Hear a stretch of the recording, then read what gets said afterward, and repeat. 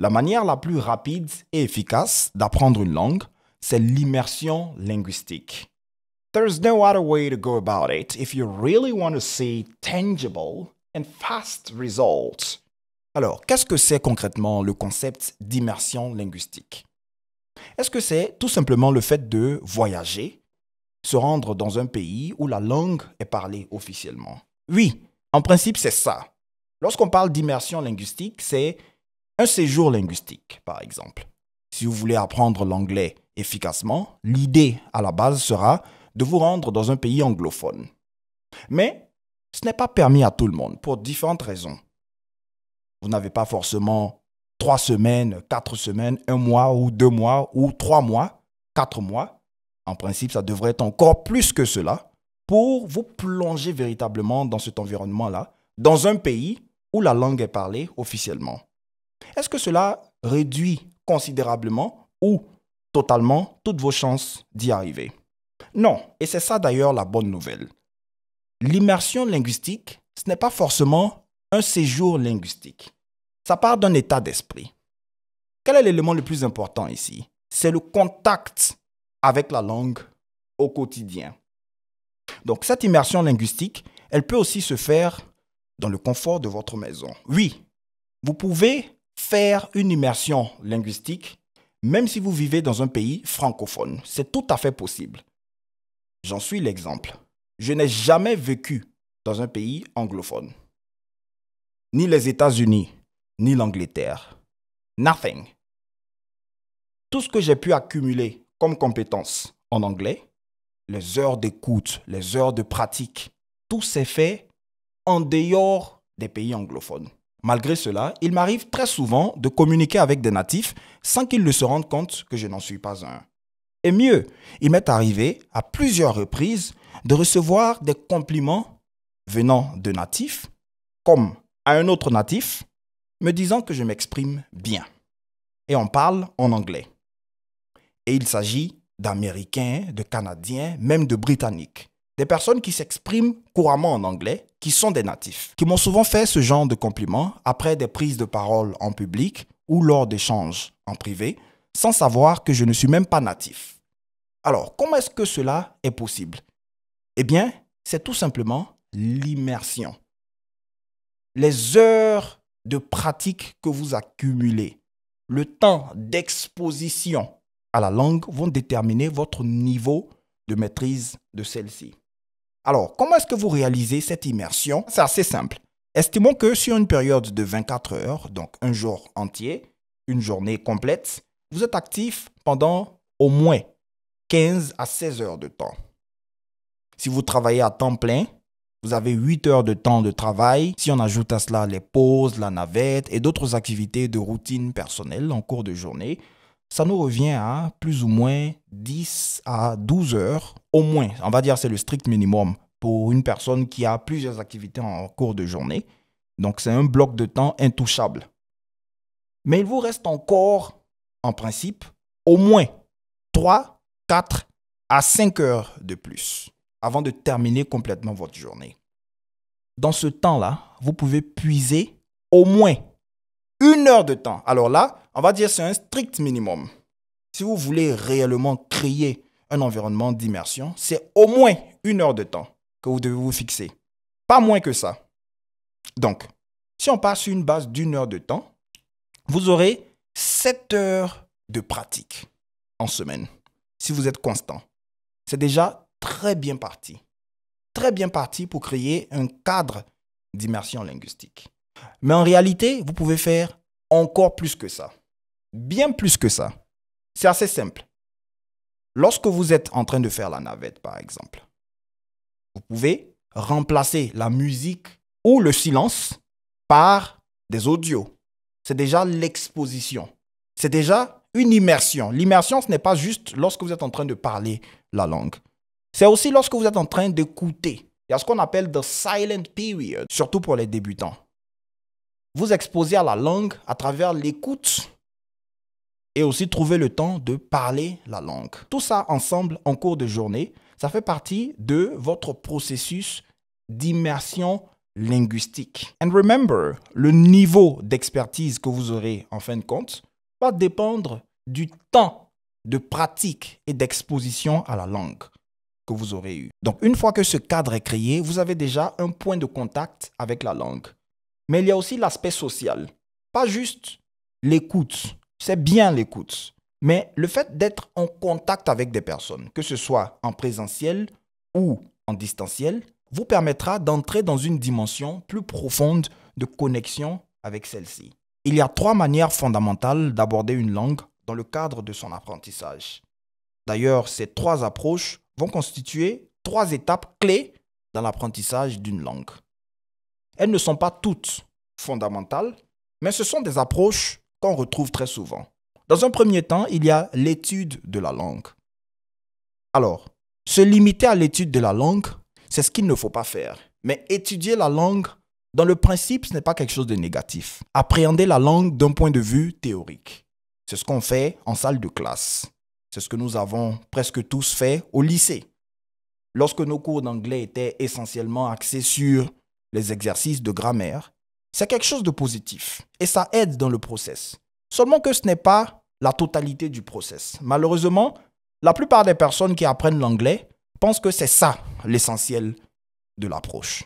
Non, c'est une étape. La deuxième étape, la deuxième approche, c'est l'apprentissage de la langue. Et c'est là que ça devient encore plus concret. Alors, c'est quoi l'apprentissage?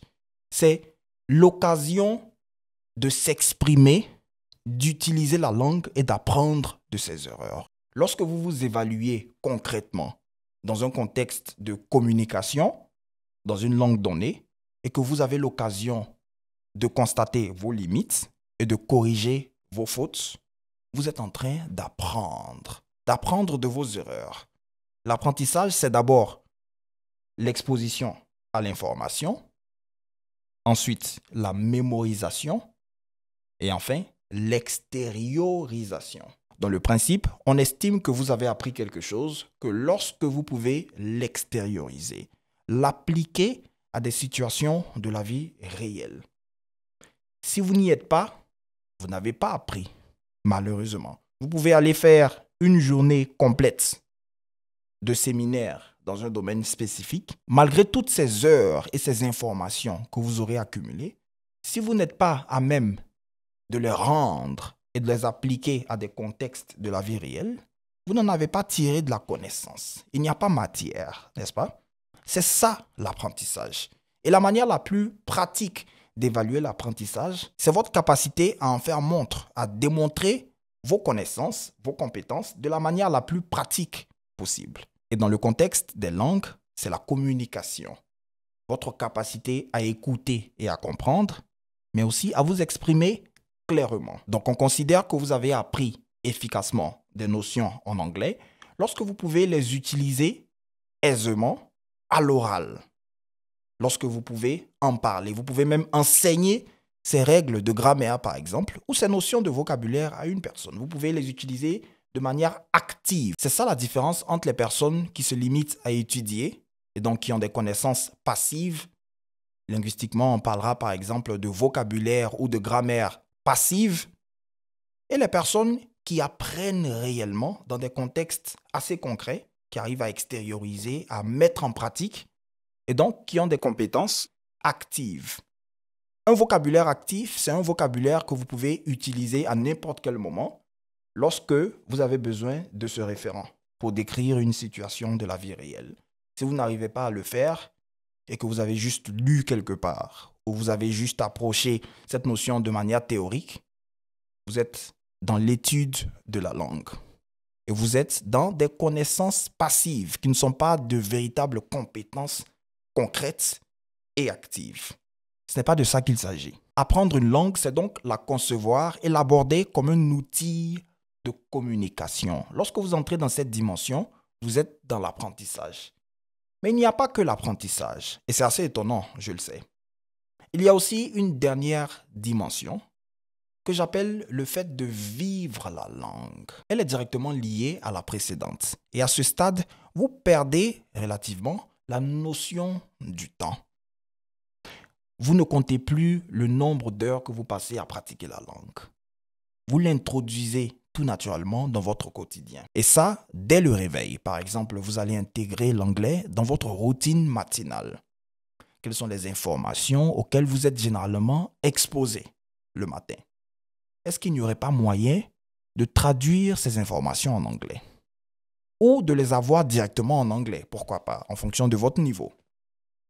Est-ce qu'il n'y aurait pas moyen d'écouter quelque chose en anglais dès le début de la journée? Est-ce que vous regardez la télé? Est-ce que vous suivez des émissions sur les réseaux sociaux? Est-ce que vous lisez des commentaires des articles? Est-ce qu'il n'y aurait pas moyen de faire ce même genre d'activité en anglais? Même si vous ne le faites pas à 100%, allons sur un 50-50. 50% en anglais, 50% dans votre langue. Et ça sera comme ça tout le long de la journée. Autant de fois que possible, vous allez faire l'effort de convertir une bonne partie de vos activités en anglais. Même au travail, est-ce qu'il n'y aurait pas moyen de communiquer avec vos collègues en anglais? Les vidéos que vous regardez probablement lors de votre pause, est-ce qu'il n'y aurait pas moyen de les avoir traduites en anglais avec les doublages de YouTube qui sont maintenant disponibles? Ou même chercher ce même type de contenu en anglais cette fois-ci. Si vous voulez avec des traductions, des sous-titres en français ou avec les sous-titres directement en anglais.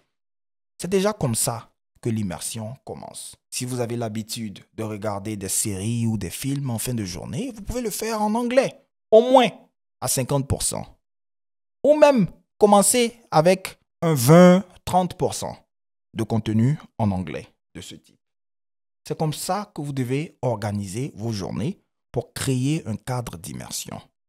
Mais n'oubliez pas l'aspect social. Il faut inclure d'autres personnes parce qu'en fin de compte, pour développer des compétences linguistiques, il faut vous habituer à communiquer avec d'autres personnes. Et c'est là que les choses peuvent se compliquer dans certains cas. Par exemple, si vous n'avez pas autour de vous des personnes qui parlent l'anglais ou si pour une raison ou pour une autre, vous n'êtes pas à même de socialiser, d'être régulièrement en contact en présentiel avec d'autres personnes. Vous pouvez le faire en ligne. Et à ce sujet, j'ai une très bonne nouvelle pour vous. Je vous offre maintenant la possibilité de vous immerger dans la langue, dans le confort de votre maison ou de votre bureau, whatever. L'une de mes résolutions pour cette année concernant la communauté sur les réseaux sociaux est de me rapprocher davantage de vous. Non seulement dans la création de contenu, mais dans le lien, la proximité avec vous au quotidien. Et à cet effet, j'ai conçu des programmes qui vous ont permis de vous rapprocher davantage, déjà avec le Daily Chat, qui est un groupe dans lequel je vous envoie régulièrement des activités, des exercices que vous faites. Vous obtenez des corrections détaillées avec explications. Je vous envoie régulièrement des cours. Je communique avec vous, je réponds à vos questions. C'est un programme qui a créé une certaine proximité entre moi et une partie de la communauté, des personnes avec lesquelles nous travaillons sans qu'elles ne suivent nécessairement une formation complète. Mais j'ai aussi pensé à une autre catégorie de personnes auxquelles je consacrerai du temps en privé chaque semaine et avec lesquelles nous ferons différentes activités. Vous avez certainement vu sur mes plateformes des conversations, des échanges avec des personnes lors desquels vous avez appris des échanges assez enrichissants sur différents aspects de la langue anglaise. Vous avez, vous aussi, la possibilité de nous rejoindre, une centaine de personnes très actives sur WhatsApp pour des échanges au quotidien. Vous allez retrouver des apprenants très motivés venant des 4 coins du monde qui sont là et disponibles à n'importe quel moment pour échanger avec vous. C'est ça, l'immersion linguistique.